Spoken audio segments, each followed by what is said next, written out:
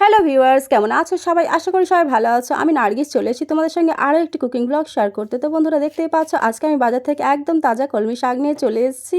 তো এটাকে আমি এখন ভালো করে কেটে কুটে ধুয়ে এখন রেডি করে নেব। আর নিয়ে চলে এসেছি 500 গ্রাম মতো লোটে মাছ। এই লোটে মাছের সাইজগুলো কিন্তু খুবই ছোট। তো কী করা যাবে, এটা কিন্তু খুবই টাটকা। তো এটাকে আমি ভালো করে কেটে কুটে ধুয়ে একদম রেডি করে নেব।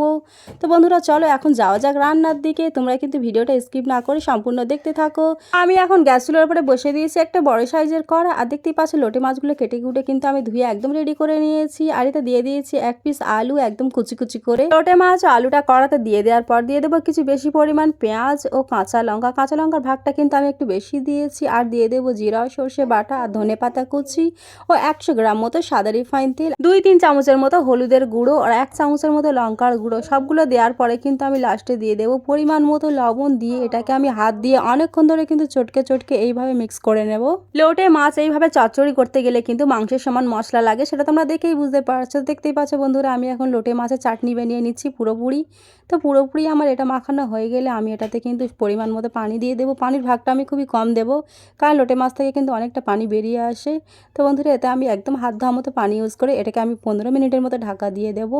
তো এটা ততক্ষণ সাইডে হচ্ছে হোক, এবার আমি যাই কলমি শাকটার দিকে। তো বন্ধুরা দেখতে পাচ্ছ গ্যাস চুলোর ওপরে আমি আরও একটা কড়াই বসিয়ে দিয়েছি আর দিয়ে দিয়েছি সাদা রিফাইন তেল আর কিছু কুচে রাখা পেঁয়াজ। দিয়ে এভাবে আমি খুন্তি দিয়ে অনেকক্ষণ ধরে নাড়াচাড়া করে নিচ্ছি। আর দিয়ে দেবো স্বাদ মতো লবণ। দিয়ে আমি কলমি শাকটা যে কেটে ধুয়ে রেখেছিলাম সেগুলো এবার এটাতে আমি দিয়ে দেবো। এই কলমি শাকের তরকারিতে কিন্তু আমি মাছ চিংড়ি কিছু ইউজ করবো না, একদম নিরামিষভাবে সাধারণভাবে বানাবো। তো বন্ধুরা সত্যি বলতে আমাদের বাড়িতে কিন্তু অনেক দিন পরেই কলমি শাক রান্না হচ্ছে। আমি কিন্তু কলমি শাক বাজারে দেখা পাই না, খুবই কম দেখা পাই। তো আজকে দেখা পেলাম, নিয়ে চলে এলাম।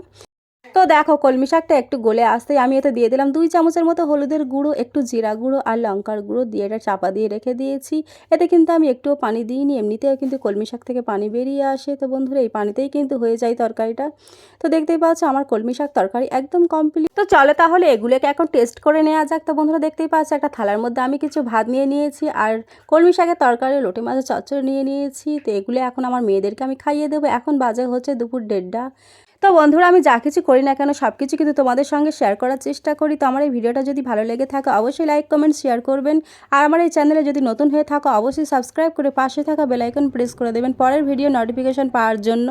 তো বন্ধুরা দেখা হচ্ছে পরের ভিডিওতে, টাটা।